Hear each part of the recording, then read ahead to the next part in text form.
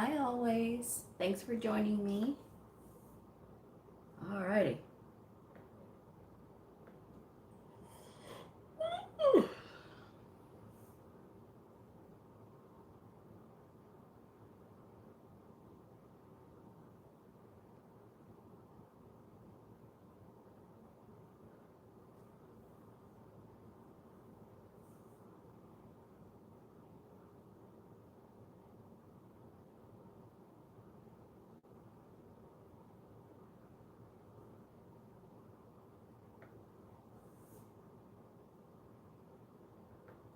Okay. Hey, everybody. What are we on? Tuesday? Happy Tuesday. Um, this is a surprise live because my my schedule has been kind of nutty for the last couple of weeks. So I didn't have time to film, but I filmed for yesterday for like on Sunday, and then I filmed some episodes for Patreon. And then I was just like, let me go live today because I got too much stuff to do. So that's why I'm here and I'm live today. And today we are going to be talking about, are you too busy to study medical coding? So I'll be getting into that. Thank you so much. Oh, thank you so much for all the blue hearts, Chelsea. You know the way to my heart. Hi, Daniela, Shannon. Hi, Gwen. All right. So since we have a quorum now, we'll go ahead and get started. If you're brand new to my channel, welcome. I am Blue. I'm a medical coder. Okay, guys. So are you too busy to study medical billing and coding? The thing about studying medical billing and coding is that it requires time. And I got a message the other day and I responded to it because I was just like, whoa, it was just too much. So yes, I do believe that even if you are busy, I do think that it is possible to be successful studying medical billing and coding. However, I will say that you have to be very schedule oriented, which there's a lot of people that are not. And the person that commented was saying that they work a full-time job plus a part-time job plus they are a full-time college student, and they want to know if they can study medical billing and coding. So let's just think about this, okay? Let's think about this logically for a second here. I equate part-time to 20 hours, but they said it was 10 hours. Even still, that's 50 hours that you have of working. That's not travel time. That's not any of those other things. That is just straight working. And if you're a full-time college student, that's at least 20 hours. So 70 hours of your week is already taken up. Now you want to add on another 20 hours of studying for medical billing and coding, which is something completely different, I'm assuming, from what you're studying in school for. So 70 plus another 20 is now 90 hours in a week that you've got something going on. And when I had calculated it out, by their standards, 10 hours of work, in the part-time job, it made it 22 hours that they had left over. If you factor in at least 8 hours of rest in a day. And even if you don't sleep a total of 8 hours, I know because I do it too, you still fit in naps where you can. And so, yes, while sometimes people can condition themselves to work a lot, very, very hard at something, they typically don't have all of those other things.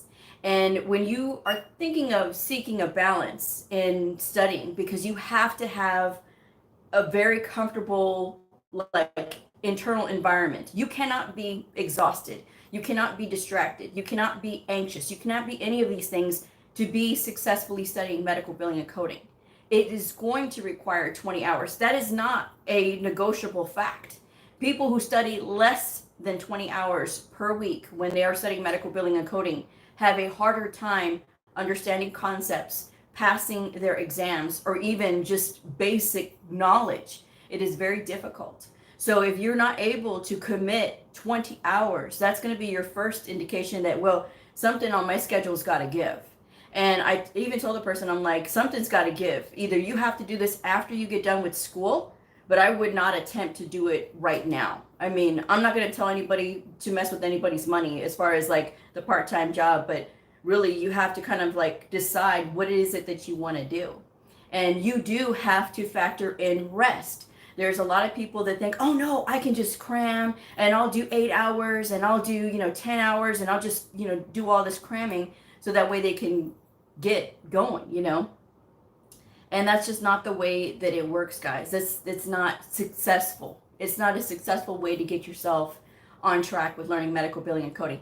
That's why there's so many confused and lost coders out there, because they did that. And they thought, well, if I pass the test, I'll be able to get a job and then I can learn on the job.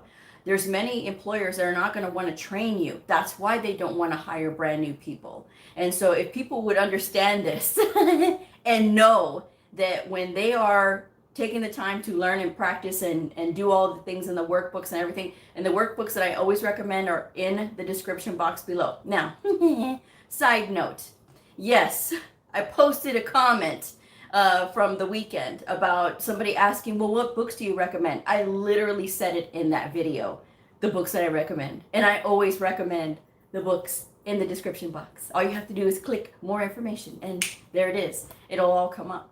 And it's just about detail, guys. You have to be detailed at everything. And following simple directions like that is a good start. You'll be able to find the books that you need so that way that you can get to studying. Because there's a lot of people that ask me, well, Blue, what about these prep programs for like the CCS exam or the CPC exam? What about them? Those are the crash course weekend type deals that they prep you for the exam. There is no amount of prepping that can make up for the fact that if you go through these books and practice in the workbooks like I tell y'all to, and I harp on this all the time, practice with the workbooks, read your coding guidelines. These two simple things, if you do these 20 hours per week, if you stop making excuses, you will pass your test because you will be more confident. But it's those people that they think, oh, well, if I pay this person all this money to train me and do this boot camp thing over the weekend, and I'll be able to pass, and not putting a whole lot of effort in on your own to study, they think they'll pass that way. It's just not a good way to start. It's not a good way to start in the field. I'm just saying. So, all right. Ooh, we got a lot of people. I'm in a 15-month program and I still study on the side. There you go. And 15 months is really great. When it comes to the length of your program, I always say 9 months, 12 months, or 18 months is ideal. So 15 months is an ideal length of a program. It's when you get into these 6-month, 4-month, and heaven forbid 2-month programs that really make me crazy, because you're literally throwing somebody feet first into the fire when you do that. And you're trying to study and trying to grasp all these things. And there's a lot of people that get very discouraged right away because, oh, it's so much. It's medical terminology, it's anatomy, it's pathophysiology, and it's all these pharma. It's everything. And they just wonder how people do it. Well, people are going through longer programs. That's how they're doing it. And again, guys, it takes 20 hours per week. Somebody commented that they just passed their CCS exam because of the study schedules that I had mentioned and all the study tips that I had given. She followed it and she passed. Hello, guys, there's a reason. There's a reason that it works. I've taken 3 exams with AHEMA and I've passed every single one of them on the first try. I know what I'm talking about. And when it comes to study, that's what I love to do. So, but yes, so if you are a busy person, say you work a full-time job and you have your family life at home and you're, taking kids to soccer and all this other stuff. Is it soccer season? I don't know. Or school or anything like that, right? You're taking them out and doing all these things.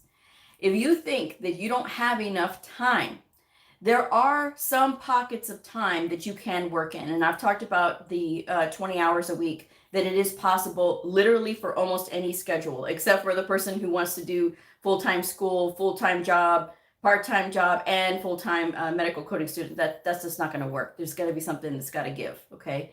But for everybody else that's maybe working a part-time job or a full-time job, and they have some time, some leeway in there, because a part-time job is only 20 hours. And yeah, while you may be having your whole schedule for 80 hours, there's still plenty of time in there for rest and for family and for all of these other things. I talk about the 20 hours, and that none of the 20-hour schedules that I have put out are 7-day-a-week stretches.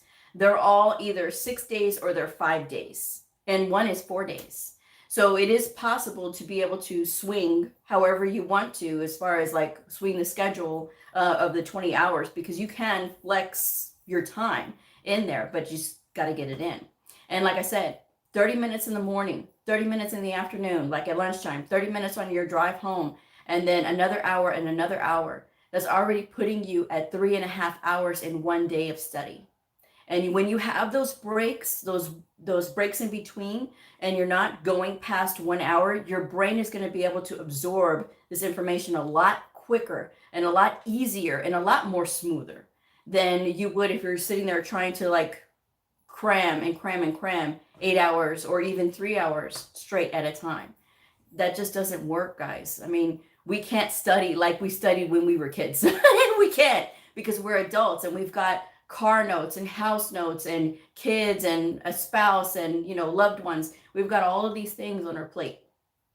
So you have to learn to balance everything, because the more balanced you are, the better and more productive that you can be in this hitting this production that we always want, right? We have to get all these things done, you know. All right. Thank you, Alexandria. She says you are the bomb, Lou. Thank you. The guidelines are a gem. Yes. And I hear your tone there, Elizabeth. But you can listen to the guidelines. So, you know, CMS at cms.gov, they have the ICD-10 CM and ICD-10 PCS coding guidelines that you can download for free. A lot of the newer computers, if you click on like a word, it will give you like a whole like ellipsis, like a little 3-dot ellipsis, and you click on that and it'll say read aloud as one of the options in like copy and select all or whatever. If you hit read aloud, it will read the guidelines aloud to you. So you can be washing dishes, you could be cooking, you could be doing anything and listening to those guidelines and getting that time in. Because while you're not sitting there staring at the book, you're still listening to it. And listening to it, you'll at least get 10% of what you're listening to. And 10% is a lot better than 0%. I'm just saying. Alexandria says, I have 4 children and a full-time job, and I did it. Blue's advice helps. That's the way to do it. Elizabeth, always study. Hi, Cam. Says, I'm doing Penn Foster program, and it's definitely more than 4 to 6 months. I missed where to get the, oh my God, I'm not going to answer that one. You can watch the beginning of the show again. Caitlin says, Blue, would you, how would you study while working full-time with overtime coding? Let me come back to that one. I got something for you. Alexandra says the description box, Kim. Daniela says, I am a new CPCA. I had a job assessment test the other day, actually 3 tests, an E&M hospital, E&M physician office, and ICD-10 outpatient diagnosis coding. And they were absolutely brutal, hardest tests ever. They're going to run you through the ringer like that because they need to see your skill level. And if you are not showing potential, because sometimes you can even get the answer wrong, but if the auditor or the supervisor can see that there's potential there, they're so likely to give you a chance, but you've got to show that you're going to be worth the time. I'm just saying. Alexandria says, I bet you did great. Kim says, this is Kimberly from Houston, Texas. Really appreciate your videos and information. Thanks a bunch. You're welcome. So, Caitlin, so you're working full-time and you are doing coding on overtime. So a lot of the time that you're doing coding on overtime, you're using an encoder.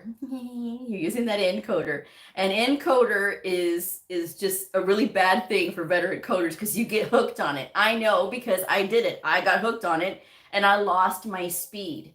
Keep in mind, I hadn't taken a medical coding exam in 13 years when I took the CCSP and the CCS.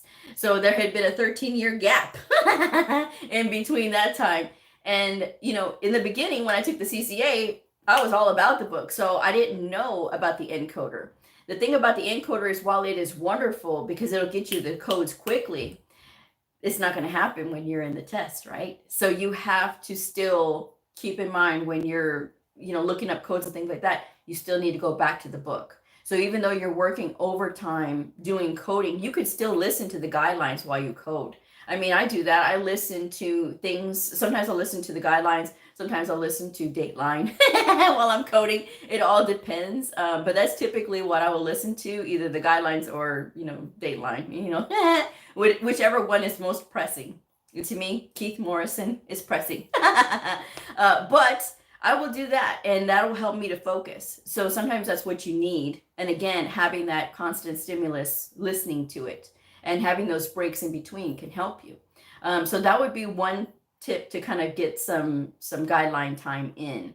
But what I would do if I were you is I would assess where I am with the ICD-10 PCS book and the CPT book. Of course, your diagnosis book, but really the ICD-10 PCS and the CPT book, you really need to make sure that your speed is there. If you are looking to take an exam like the CCS is a 4-hour exam. It is broken up into 2 sections. One section is multiple choice, and the other section is the case studies. If you do not finish one section in a timely manner, you are going to run out for the next section, which is why I say all the time, make sure that you're still going through these books. Make sure that you are still practicing with them. So even though you might be on like coding, like overload for a little while, it's just for a little while. If your anatomy and physiology is good, because I know you already have your credential already, you can just, you can still keep the stimulus around, but it's not something that you have to like really concentrate on like you did when you were first getting credentialed, then it is very important. But as you have experience and you grow, that's something you should be okay with. You should look at the other things that may be tripping you up. If you're looking at the the breakdown of the CCS exam, it says all the domains that it covers, like present on admission. Make sure that you fully understand present on admission. People get confused with present on admission, and that's the thing, that you have to be able to tell the difference between what is present and what is exempt and what is, this was not present on admission. So that's just something that you should review. Go through the workbook. I can't stress the workbook enough. That ICD-10-CM and ICD-10 PCS coding handbook with the answers, it doesn't matter what year you get, because when I started to recommend the 2019 the pink ICD-10-CM and PCS coding handbook with the answers by the American Hospital Association, Nellie Leon Chisholm wrote the book. But as soon as I did, I after a while, I could not find that book for $39, because I used to be able to find it for $39. Now I cannot find it for less than $89. So, I know that you guys are ordering it, because I see on Amazon, whenever, the stuff gets ordered, I see what you guys are ordering. And that was one of the most ordered items that I've posted about. And, the price of that book went up. So if you find the 2020, 2021, 2022, it's even better. Yes, you can get the 2023 book to study with. However, it's going to have the same thing as the year before. And the year before book is going to be cheaper. So I'm all about not spending excessive money to learn. And again, be smart with your money. You don't have to spend high dollar amounts just to get quality education. It's all about getting smart about where you're spending your funds and spending the time with the book. Because spending the time with the book, you cannot go wrong with that. You cannot be wasting your time with that, because that is going to help you. It is going to support you. And that is with any medical coding exam, whether you're sitting for the CCS, CCA, CCSP, or even the CPC. Working with those books and practicing with them and practice is going to help you a lot more than just trying to figure out the shortcuts, Daniela says, I did great in school. I did great with my CPC exam, not so great with the assessment test, 78, 57, 72, probably no chance to get the job. Well, if you have that mentality, then yeah, you won't. But if you say, well, I did great and then not so great and then great again, you can kind of change, the way that you're looking at things. When people focus on the negative, like I know you probably don't mean it, Daniela, but it's the way it's coming out. And whenever you think something, your brain is like listening. Okay, I probably didn't get it. Okay, so I didn't get it. And then we're going to start attracting that energy of, I didn't get it. I'm not going to get these jobs. I'm applying. I'm not getting these jobs. My scores, they're in the tank. All of these things. So you're thinking this, and this is what you're attracting. Rather than, okay, I got a 78. Oh, I got a 57. So something happened here. Either I was tired, I was rushing, or I didn't really look at what I was doing, or I need more practice, which a lot of people need more practice, and that's just the thing. Your score went back up, so it tells me that you were probably rushing on that second attempt. Just saying. But again, changing your outlook and changing your perspective of, instead of, oh, I didn't do good and they're not going to call me. Yeah, that too, they're not going to call you. But if you start to say, okay, well, I tried on this one, I'm going to do better the next time. I'm going to study more. Okay, I know that this is the type of question that they're asking. Let me do more research on this. Instead of making it about me, I'm doing it wrong. No, me, I need to learn. Me, this is the first time I'm getting out into this field. And me, this is the first time I'm seeing this. So give yourself a break and start looking at, okay, I've got to pay attention to those details. You misspelled my name. You spelled it B-L-U-E. I didn't say anything. But I'm telling you now, it starts with those little things. You have to pay attention to detail. And you'll see your scores like that go up and down because you're not paying attention to detail. So you have to watch those things. I'm just saying. Let's see. See, Alexandra is right there being that positive cheerleader, and I love that because she says there is hope, Daniela. Even before I even said anything, because I know those comments came out before I even could say anything. And it's having that positive attitude and listen to her because she's passed her test and she's had all these things going on too. So again, there is hope. All right. Kaylin says, I was able to pick it up before when you recommended it. There you go. Hi, Mike. Elizabeth says, people, I will be 60 next month. I don't graduate until August so far. I have a 3.27 GPA and I can't wait to get out into the field. There you go. That's really awesome. See? And that you can't go wrong studying the guidelines. It's not the CMS guidelines, it's the ICD-10 CM coding guidelines, but you can find them on CMS. And that's where you are. But it's just the putting the time in, putting those 20 hours in.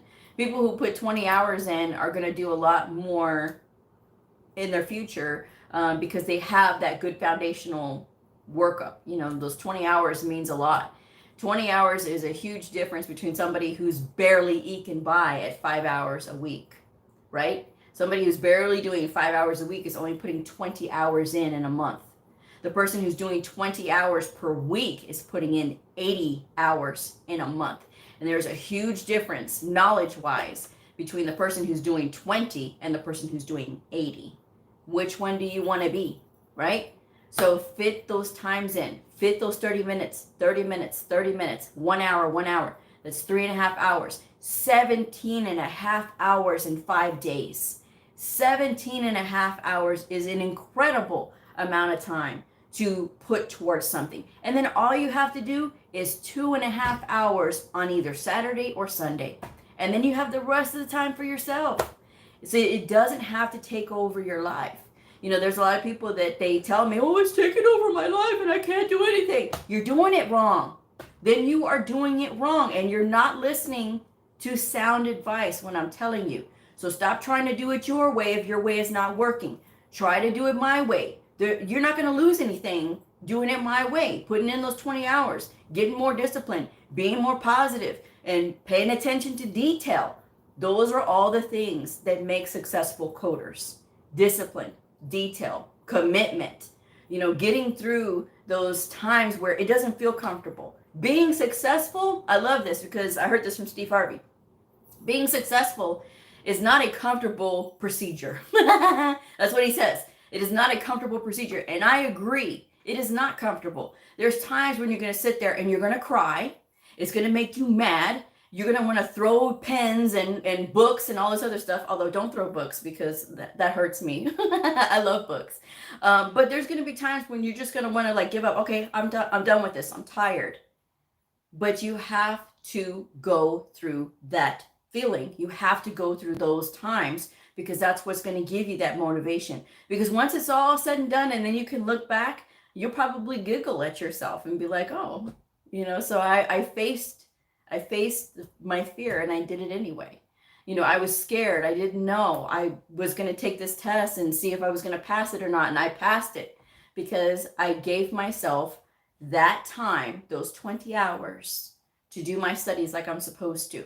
I made sure that I'm working with the books and not just trying to find the shortcuts. Working with those books is the best thing that you can do for yourself. And it is literally the most simplest thing.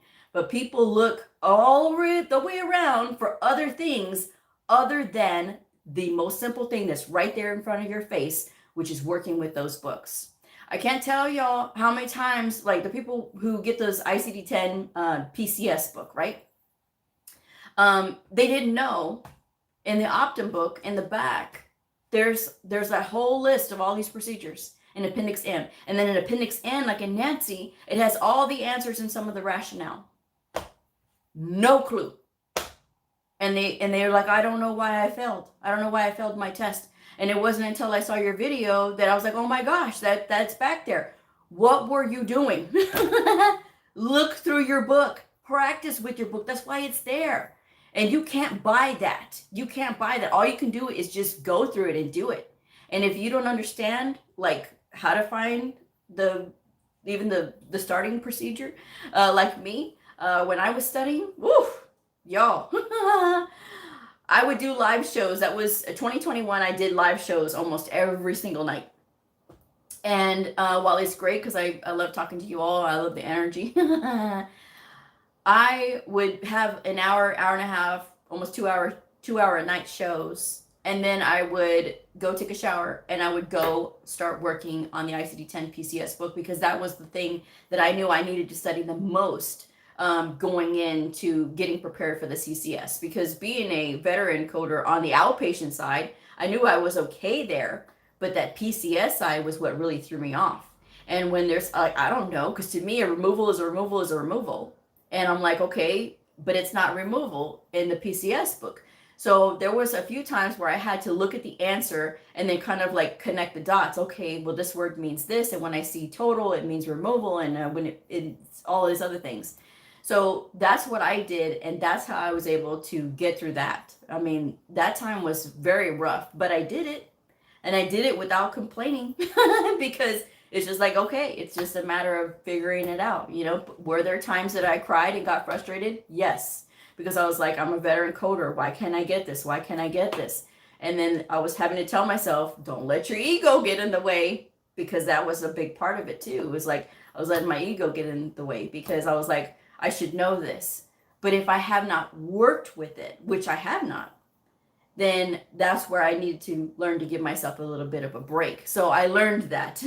I was a little bit kinder to myself when it came to that. And I noticed when I started to be kinder to myself, things started to grasp easier, if that makes sense. And so that's what I did. I mean, that's what helped me, and I passed. Woo! I was glad when I passed. I'll tell y'all what. But when I passed, I came home and I cried because I was so exhausted from like the whole build up and the energy and everything else and everything that went into preparing for that test, So, and to me, I had put a lot of pressure on myself because I wanted to be successful in this. And there's other things that I'm doing in the back. And this one little hurdle was what I needed to get over to get to the next thing. So, all right. Diana says, I can't pass the AAPC. I think you probably mean the CPC.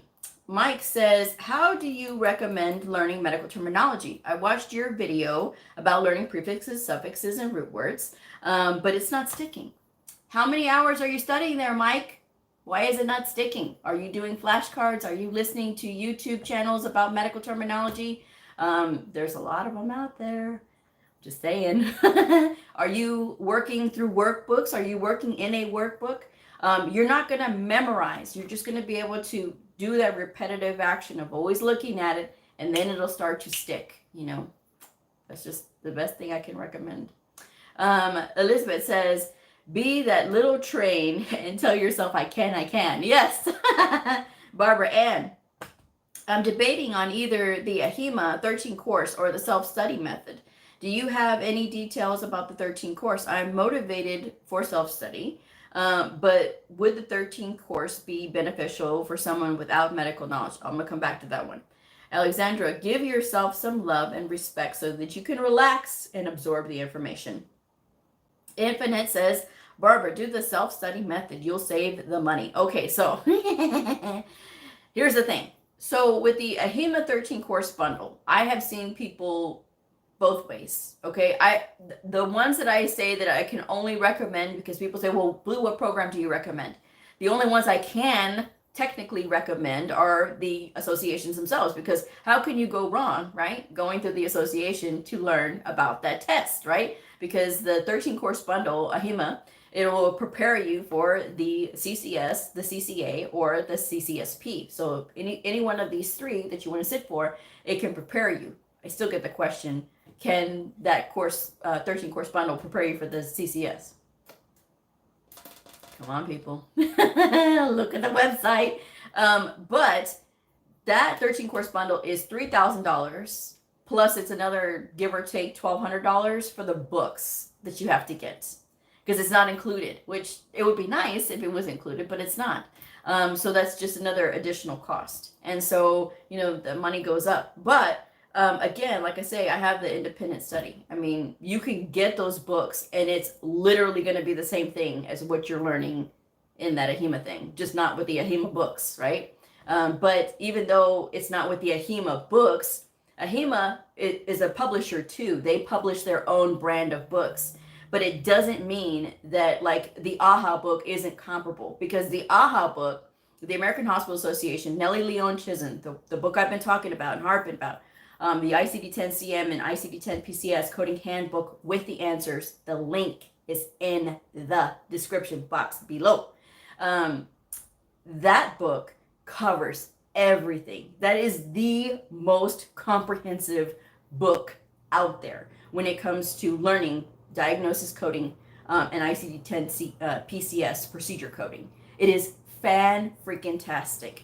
I used it when I prepared for the CCS, and it's literally all you need. And again, the self-study syllabus, it has like your medical law and ethics. It's got that ICD-10 CM and PCS coding handbook with the answers, and of course the CPC study guide is with it as well, listed as with it. You can use that CPC study guide even if you're studying for AHIMA exams, because even though it says AAPC, again, is a publisher, can be a publisher like AHIMA, because they come out with their own brand of books. But with AAPC in their book, that's a fantastic book. Now, I'm with AHIMA, all the way with AHIMA, and I have nothing to do with AAPC. I'm not affiliated with them.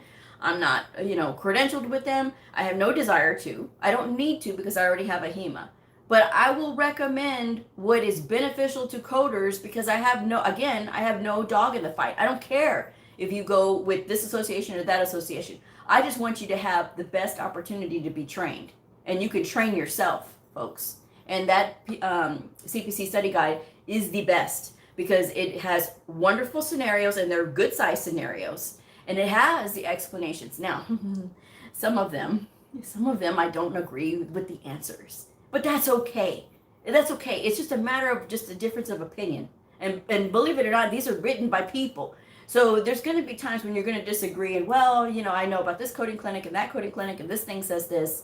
So that's when I say, okay, well, we just differ on that. But for the most part, for understanding it and for grasping it, that CPC study guide, that's the way to go. And like I said, I'll give it to APC. They did a fantastic job with that book. Now, if you're looking at bucks, those Bucks books, I do not recommend those Bucks books because to me, I have some of those books because I'm a book connoisseur. I love books. And when it comes to Bucks, what I have noticed is that the way that they address things in their books, it is like they are talking to veteran coders or people who have experience in coding. And that is not the way that you want to address brand new people who have no medical background, right? But the AHA book, the ICD-10 CM and PCS Coding Handbook with the Answers, that book is straightforward. It is written for like brand new people, and it's not so simple that it's not challenging, because yes, it is at the same time. So again, those two are, you're going to be your masters of learning the coding, and then the rest of it is just, okay, it's the odds and ends, it's the coding guidelines, it's the medical law and ethics, which again you can get from that book that I have, because it's medical law and ethics or legal something or another, I can't forget the title, for medical office professionals, right? But it's got everything in it. It's got HIPAA, it's got OIG, it's got all that stuff. And again, you can look online for that stuff.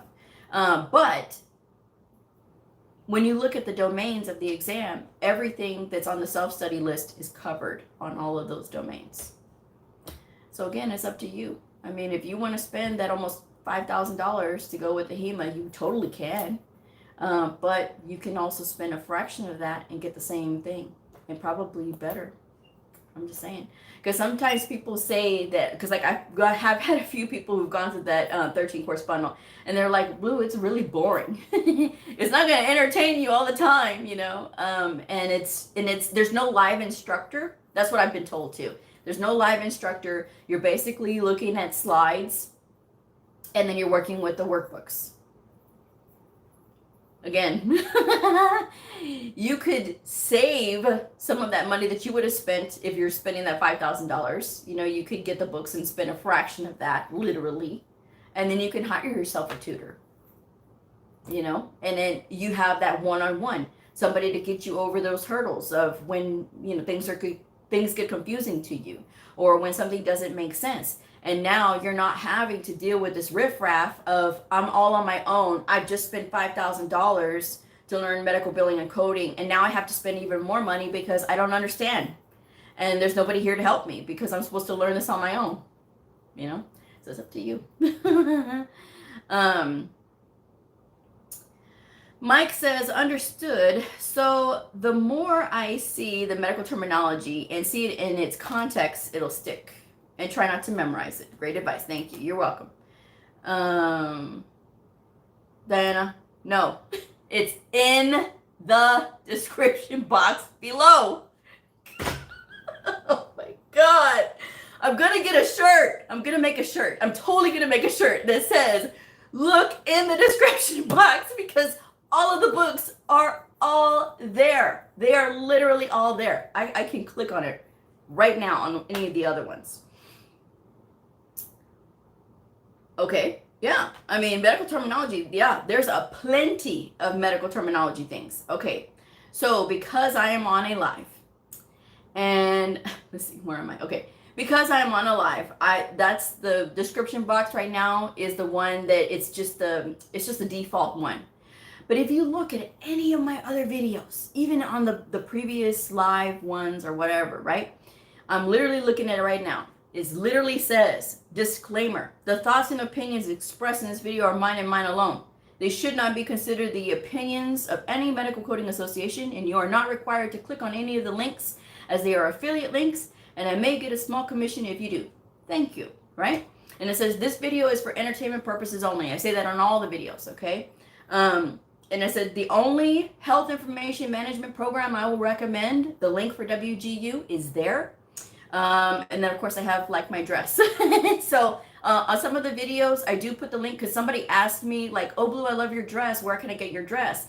And sometimes I get them from Macy's. The one that I wore the other night, it was from a little boutique in San Antonio called Broadway Pinups, an awesome 50s-ish place. right? They had all kind of like 50s dresses. I love it. And I love supporting small business because even though it's not an ad for them, you know, I just love all their dresses. So I did leave the particular link for that dress if you're interested. So if I do leave the link for the dresses, it will always be in there. Then I have how to set up a study schedule for medical coding, the YouTube link, right? And then the independent sequence video with the book recommends, that link is there. The resume rewrite, the current rate is 145, right? 145, and it includes a resume, a cover letter, and a 30-minute session with me, right? To go over your goals and what kind of skills you have and things like that. Because sometimes when people send me their resumes, it doesn't have their stuff right on it. So that's why I like to have a meeting to kind of figure out what you want. And so there's a 7-day turnaround, and I only accept Zelle or USPS money orders, and there are no refunds. And then you can email me for booking. That's where you can find my booking, right? And then I have my post office box, and then I have want to book a medical coding tutoring session or professional coaching. It's $45 an hour. That's the current rate. And then of course there's my email there. And then it says interested in additional exercises for medical coding or want to know more about me. Higher levels include one-on-one tutoring time. Check out my Patreon channel. The minimum pledge currently is $10 per month. You get access to all of the quizzes and puzzles and everything. I do puzzles for medical terminology. I do quizzes on diagnosis coding, procedure coding. I've done a few that were like notes, right? That I write out these notes to get like the diagnosis and things like that. I don't do a lot of those because people want to typically dive into the deep end of the pool, right? And when they do, you miss out on learning those fundamentals. So that's why I go with those 10 question coding quizzes, because the more you see the diagnoses listed, the more you get used to, okay, looking up those types of diagnoses. And then you're going to be able to spot them in notes a lot easier than if I just throw you into the deep end of the pool with all of these complex notes, and you're going to be like, what the heck? If you don't know how to look up the diagnosis codes, you shouldn't be looking at big notes. I'm just saying. And then as I go on in this thing, because this is where all my stuff is, guys, this is where all of it is, right? And then just so you guys know, the funds from Patreon go to further my education, just so you guys know. So, and then I have the link to the Patreon. And then I said, if this video helped you, you want to see more, please like and subscribe. And then interested in learning CDI, Clinical Documentation Integrity, I list the one book that I do recommend, which is the CCDS Exam Study Guide, the 4th edition, from ACTIS, the Association for Clinical Documentation Improvement Specialists. And the link is there. Understanding Pathophysiology, the 7th edition, it's there. Understanding Pathophysiology, 7th edition workbook is also there. Both of those are the Amazon affiliate links, okay? You can click on those. You don't even have to click on them. You can say, oh, I see the Blue recommends Understanding Pathophysiology 7th edition. Let me Google it. Okay, because I'm not going to click on these links. That's fine with Blue. She just wants me to learn. You know, if I happen to click on the link and it supports her, that's even better for her. But if you don't want to do that, that's cool. I get it. So there you go. And then, of course, I have the ICD-10 PCS Coding Handbook with the answers, the 2022 version. The Amazon link is there. The CPC Study Guide, Amazon link is there. Essentials of Anatomy and Physiology, the book and the workbook are both there. Pharma, that book is there. The 2022 Clinical Coding Workout from AHIMA, because y'all insisted y'all wanted an AHIMA book, so I gave it to you, and the link is there. Shop with me. People ask me, what products do I use? So I said, okay, the dry erase board, I got the 24x36. I have those because I like to keep my goals that I can see them, right? So I have a link for that. I have the HP DeskJet wireless printer. That's this little bad boy over here. I have that link. And then I have the Asus VivoBook laptop. That's the one that I use. People ask me. That link is there. You can check it out. The Coles Home L-shaped desk that you see here. I have that link there. And then the ergonomic office chair, this one here, the link is also there. Medical Terminology, a Living Language, available for rent. The Amazon link is there. Highly, highly, highly recommended. And then the 2019 ICD-10 CM and PCS Coding Handbook. And then Pharma Made Easy, Oh, the law, liability, and ethics for medical office professionals. That's going to cover all of your medical law and ethics, okay, when you're studying on your own. That whole book is fantastic, guys. It's fantastic. And the link is there. And then I have the 18-pack anatomy posters, right? So that you could see. And you keep that stimulus around you. You're looking at those anatomy posters. It's going to help you to remember where things are in anatomy, okay? The anatomy flashcards, and then I had the blue M&M mug. That was a gift from one of my lovely viewers. She sent me that blue M&M mug, so I put the link there. Books that I recommend from the Optum 360 Coding website. The ICD-10-CM Expert for Physicians 2023, because we're in 2023 right now. The PCS is Spiral Bound 2023, and the HCPCS Level 2. Okay, and then that's it.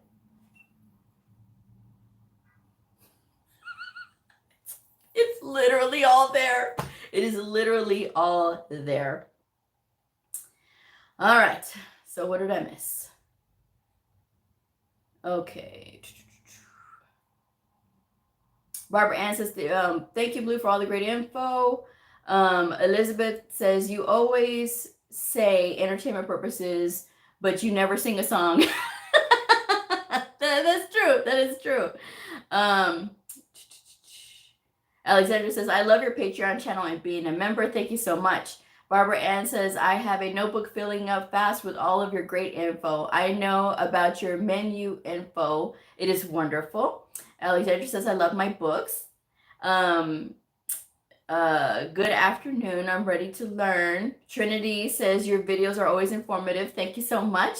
Mike says, I'm studying for the CCS. And how do you recommend we study for regulatory compliance questions?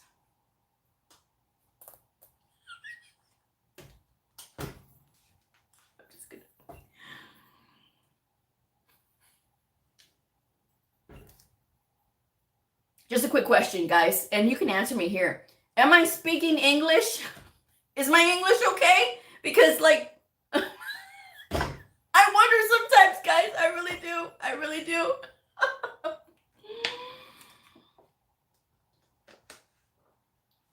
Kat says, hi, I'm a newbie here. Welcome. I love all the videos. What schools do you recommend for online? Thank you, Alexandria. I love you. Some of us came in late. Why am I laughing? Why am I almost losing it? Because I literally just said that that law, liability, and ethics book is what I recommend. And that's all your compliance. That's all compliance stuff right there. Because it covers HIPAA, it covers OIG, it covers the law, it covers all the things that you need to know there. And all the books that I literally just ran through in the description box. It's not in this one right now because this is a live, and I have the default. It's very quick. I didn't want to have like a whole bunch of stuff on there. Let's see. Yeah, it's just about Patreon, private tutoring, and then my email address, and then Instagram. So if you're on Instagram, you totally can follow me there if you wish. Yeah, okay. Thank you, Christine. Thank you so much. I appreciate that because I had to check, okay? I had to check. But yeah, Elizabeth, that's why the books are not showing up in the description because this is just the default description box for my live videos. But if you look on any of the other videos, like from when they're pre-recorded, it's literally all there. It's just all, it's all there. Okay, so Mike, thank you, Mike. Thank you, Mike. Okay. Alexandra, yes, for the love of everything. It is in the description box. I wonder how that would look on a t-shirt. I'm just saying, they'd be like, why is this lady running around with the t-shirt that says description box? Oh, that's funny.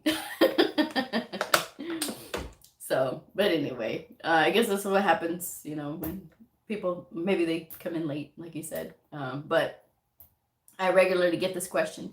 And so sometimes I run that fear of like sounding like a broken record, you know, and I don't want to sound like a broken record because I wouldn't want to hear it again and again, but I don't know. So hopefully, hopefully that answers you guys' questions about that kind of stuff. And like I said, when it comes to that studying, you have to put in those 20 hours a week in order to be successful. You literally can't ask the question, why am I failing, if you are not putting in those 20 hours. You can't ask the question, because if you are asking that question and you're putting in 5 hours, I'm going to look at you. That's why, because you're putting in 5 hours and you're wondering why you don't understand it. You have to put in the time. If it's not fun, if it's not easy, that's just the way that's the nature of the beast. It's not going to be easy. It's not going to be fun. There's going to be times when, like I said, you want to throw things. I've thrown a pen or two because I couldn't get at something. I don't throw things all the time. It's just that was the point of frustration because I couldn't get it. There for a while, extirpation, in PCS was just like, that's my hugest nemesis. The Mohs procedure. Now I get Mohs. I get it now. And Mohs is not as scary as I thought it was at one time, in CPT. But now I get it. So like I said, if you're preparing for your exam, if you're wanting to study on your own, you totally can. But just make the time. Just make the time, guys. That's all it literally takes is time. And the more you invest in something, it's just like with anything. It is with like anything. Whether it is investing time in learning more with, school, investing more time with work, to get your business going. If you have a private business or something like that, you have to spend time with it, right? A relationship is the same way. The more you spend time with that person, the more you guys are going to bond, right? Because you're spending time with them, you're getting to know them. And there's just, I'm learning this and I'm learning that about this person. So those things take time, and it's the most successful things that you spend the most time on, right? Because that's where all your energy is going. It's the same thing with starting a new career. It's not forever or as intensive in the beginning. As you further your career, you're going to get more knowledge. So it's not going to be as intensive as it was when you're studying this 20 hours a week, right? But it's just a matter of setting your priorities, setting your goals, being kind to yourself, making sure that you take breaks and all of these things. Because if you don't, then you're going to burn out. And then you're going to be like, I wasted all this money, and for what? Because I just burned out.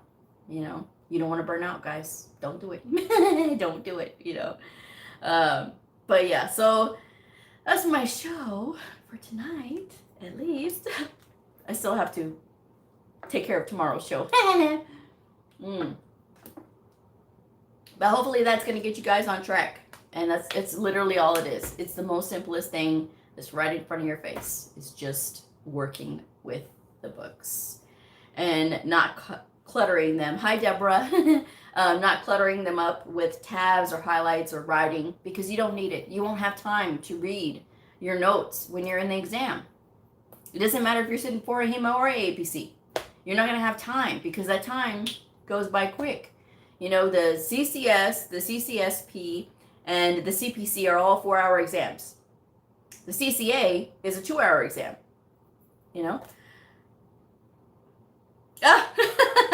Well, you're welcome, Mike. So thank you for sticking in there with me and tuning in tonight. I appreciate all of you being here tonight. This is really awesome.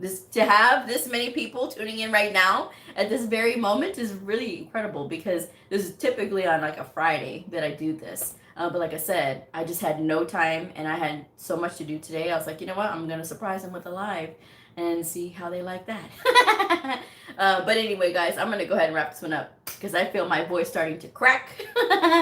And I need to go and take care of some other things. But thanks again, guys. Make sure that you study. Make sure that you give yourself breaks. If you have not already liked and subscribed, I hope that you do. And I will see you guys on the next episode. Bye.